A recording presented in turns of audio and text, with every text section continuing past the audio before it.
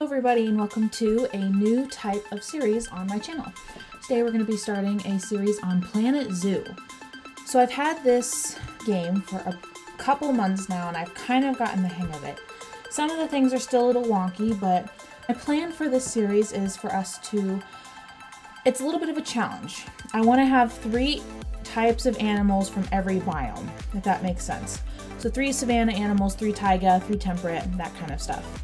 But I also want it to look pretty, and we're going to do it as a franchise. I have a couple other franchises I've done personally, but hopefully everything will turn out okay. So let's get right into it and make our new franchise. Now, I've done them kind of in Europe. I've done them in quite a few different biomes. And I think the one I want to do next is temperate. I've done savanna, I've done taiga, but temperate, I've had a lot of trouble with the animals and their specific needs for temperature. And so I think temperate might be the easiest one. And we'll do Europe because I love England. Now I don't really know what to name it. I have a lot of trouble with names. I think we might go for a play maybe on Ruby again, because I kind of like to keep it on brand, on theme, because maybe Rushing Ruby Rivers would be cool. I kind of like to keep them all playing off the same Ruby name. So we have to the left Henry Ruby Zoo, which is based off of a zoo in my area. Shining Ruby Zoo, which I don't know, I just thought it sounded nice. And then Rushing Ruby Rivers, but it looks like rivers won't fit. So Ruby Rivers, that sounds fine to me. Let's get into it. So I also didn't do any terraining because I've tried it before and it's really hard to work with the terrain. I'm kind of thinking we'll start with an easier animal. Maybe I've done flamingos, I've done seals, I've done penguins. Flamingos I had to get rid of because they were so hard. But as you can see to the right there, I've kind of gone ahead and done all of the staff facilities, and I'm going to start off with an info facility just to start getting people in there. We'll work on decorating and aesthetics later. The pathing mechanism is another thing that I've found a little hard to get used to in this game. You'll see later I really struggle with getting paths to connect to certain openings into the barriers. So let's create our first exhibit. It's going to be smaller, and I have a really bad habit of making the exhibits far larger than they need to be. So we'll see how that goes. I did time-lapse this, so I'm doing a voiceover now. This is kind of my plan, is where I record the Planet Zoo separately, and then I just voice overlay it all after I've edited it. I don't really know all of the species. I only have a few of the packs. I think I have the African pack, the aquatic pack, and one other one, but I don't know which one. There's quite a lot to choose from though. I know most of these animals. When I was a lot younger, I really was into animals. Pangolin would be cool. I don't know what a bonobo is. I know what a warthog is. Warthogs are fairly easy to take care of. I've done fennec fox as well, and they're fairly easy. I'm never doing flamingo again. I mean, they were just constantly, their temperature was just going up and down, up and down. Macaque would be cool, a peafowl. The zoo near me, they have a whole bunch of peafowl that just kind of roam around the zoo, and they're really friendly, which is really cool. Let's see what they have. Okay. I'm not a big monkey fan, but the pangolin sounds pretty cool. I think they're adorable. And I did realize after I'd recorded everything that the bottom half of my screen is cut off, so that will be fixed in the coming episodes. I think I forgot to fix it in the next one I recorded as well, but it is fixed now. Ooh, I didn't know white warthogs existed. I just thought, I mean, I guess it makes sense if they're albino, but I think the pangolins are going to be the way to go. They're cute. I've not done them before. And it looks like there's both male and female that aren't too expensive. I know this probably isn't good. I always go for just the cheapest ones in the beginning and even further on, just because, I mean, I haven't really gotten into the point system for breeding, and I don't really know much about it. I just see the stats of, you know, what they're good at and what they're not good at. I think it's really cool how they walk on their toes, like they're on their knuckles, like gorillas. I spent quite a while on their habitat. They had a lot of needs for like rocks and sand, and I always try to make it look a little bit more natural, and maybe there's probably a few little things that could still be fixed. I also ordered, there's obviously staff, and I have researchers happening, and hopefully I want to change the barriers to one-way glass, but one-way glass always glitches out for me. So we'll see how that goes. Now, I always have a really hard time with, I love plants. Plants are so great, and I love decorating with the plants, but the animals are always so particular about what can be in their cages that it's hard to figure out what should be there and what shouldn't. And I know it shows you, but sometimes looks to me are more important than whether the animal likes the plant or not. Maybe that's the wrong way to think about it. I haven't really gotten too much into the grapevines, but I think those would be pretty cool to have around. I mean, I love a Planet Zoo.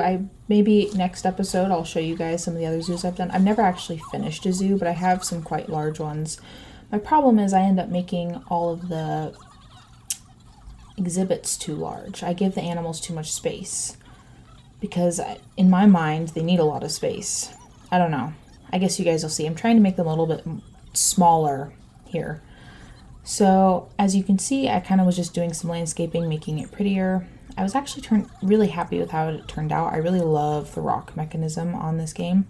I've played a lot of Sims 4 and they have nothing like this. Their building is good, but I mean, the way that you can just stack the rocks is really fun, and really, like, no two rock formations are going to be the same, And I think that's something that Sims 4 is really missing from their gameplay, is the uniqueness of, like, how you can place the rocks. I know with, like, cheats on and stuff you can do that, but I mean, this game is just on a whole nother level. I also realized later that I don't think the vendors are assigned to, like, a work zone.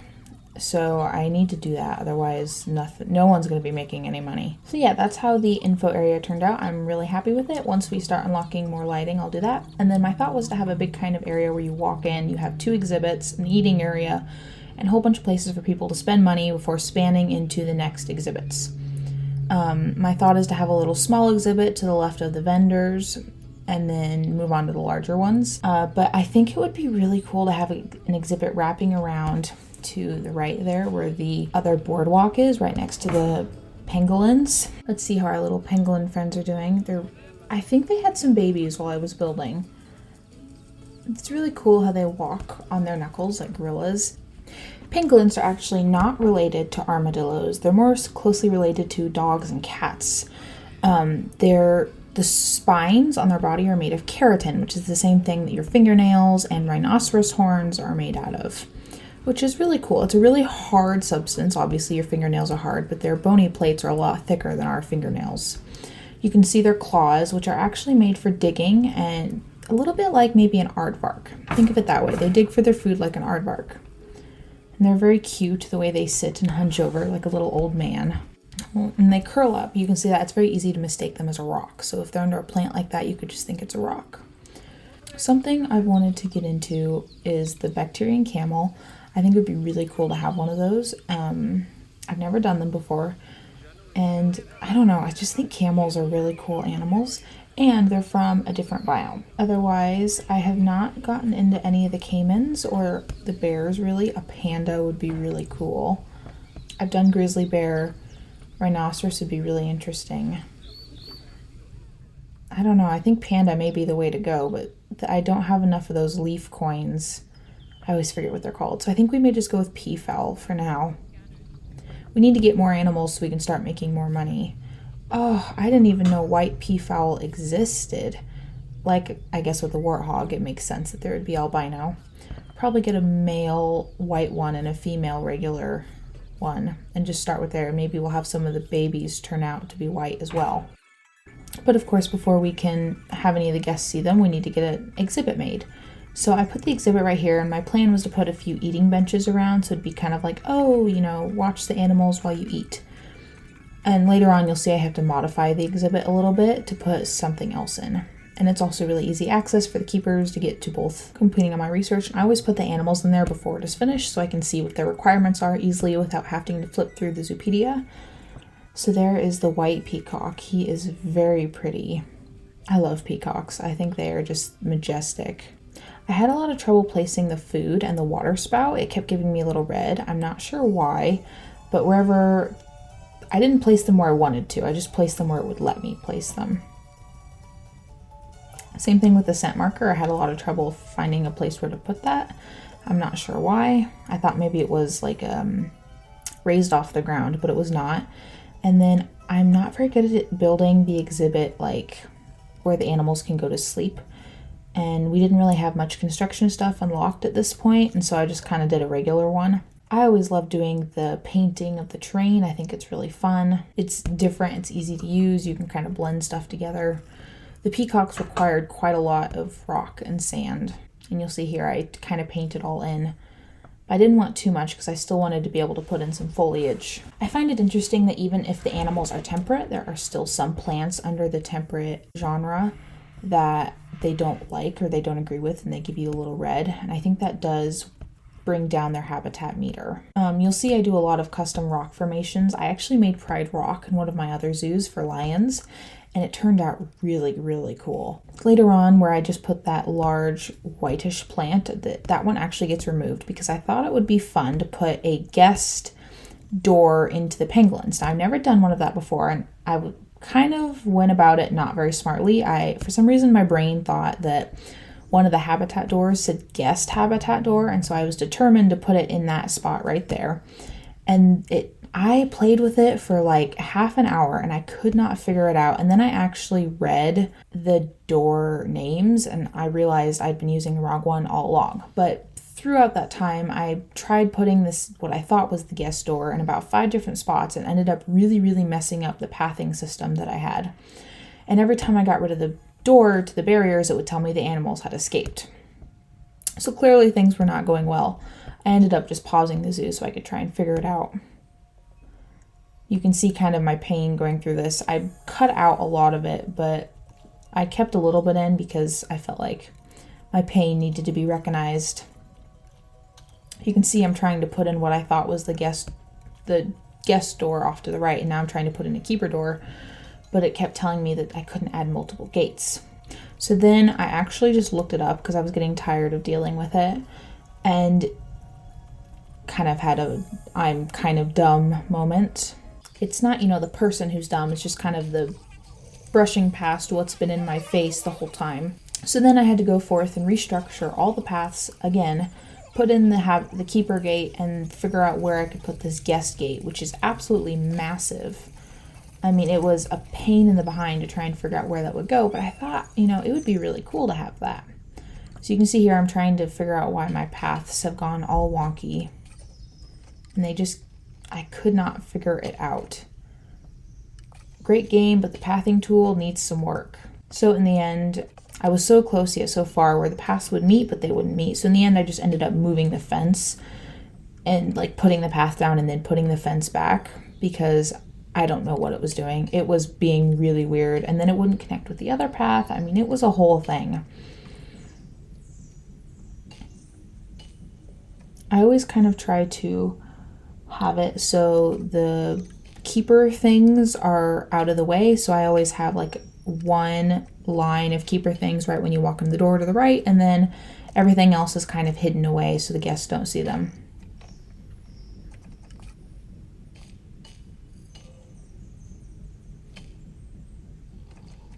Now you can see I've put in the gate, I've got the path, everyone's kind of coming in and looking at them. I was kind of surprised they weren't stressed, but it's working for now. I might put a donation box in there so, people see them and they're like, oh, wow, this is cool. Let's support this. I'm not sure why it was giving off that green mist. Maybe it's because they were eating. I'm not sure. Or it was rotten.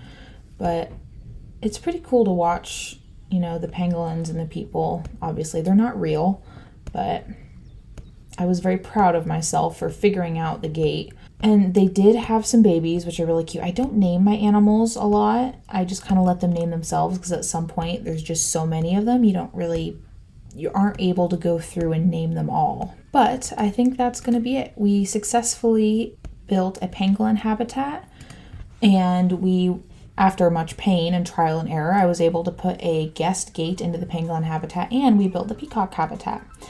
So thank you so much for watching. If you enjoyed, make sure to leave a like and subscribe, and I'll see you guys next time. Goodbye!